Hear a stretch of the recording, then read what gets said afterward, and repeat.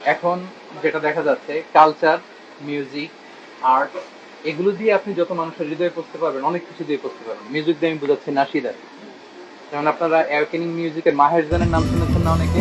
জি জি। ওয়েস্টের অনেকে তারা প্রথম ইসলামের কথা শুনেছে মাহের জানের নাশিদ থেকে, সর্বপ্রথম ইসলাম সম্পর্কে জেনে। তারপরে যে ফিফা ওয়ার্ল্ড কাপ হলো কাতারে, কাতারের তামিম আল মাজেদের ওনার চিন্তাটা দেখেন। এর আগের ওয়ার্ল্ড কাপে মোস্ট লাইকলি খরচ হয়েছে বোধহয়, কেউ জানলে কারেক্ট করবেন, মনে হয় 11 বিলিয়ন ইউএস ডলার, 11 বিলিয়ন। কিন্তু এবারের ফিফা ওয়ার্ল্ড কাপে উনি খরচ করেছেন সম্ভবত 225 বিলিয়ন ইউএস ডলার। টাকাকে টাকা মনে করে নাই।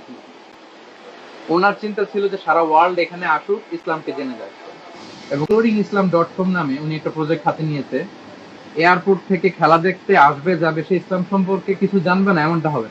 আপনার দেখছেন না যে গ্লাস ফিটিং করা রুমের মধ্যে নামাজ পড়তেছে, ওরা এই প্রথম দেখলো যে গডকে এইভাবে কেউ করে, আবার মাটিতে যে সেজদা দেয়, তারপর আল্লাহ আকবার আল্লাহ আকবার বলে কি জন্য বলে, এবং প্রত্যেকটা স্টেডিয়ামের সামনে প্রফেসর ইসলামের সামাজিক যে হাদিসগুলো ওগুলো দেয়া। তো এখন দেখেন উনি এই ফিফা ওয়ার্ল্ড কাপ দিয়ে যে দাওয়া দিছে, আমরা সারা পৃথিবীর 1000 জাকির নায়ক ওই কাজ করতে পারবো, আল্লাহ পারবেন। ওয়েস্টের লোকদের কাছে ওনারা যেভাবে করছে ওটা সম্ভব না। তো আমার মনে হয় এই যুগের যে চাহিদা ওইটাকে বুঝে আমাদের ওইভাবে দাওয়া দেওয়া উচিত, তাহলে এটা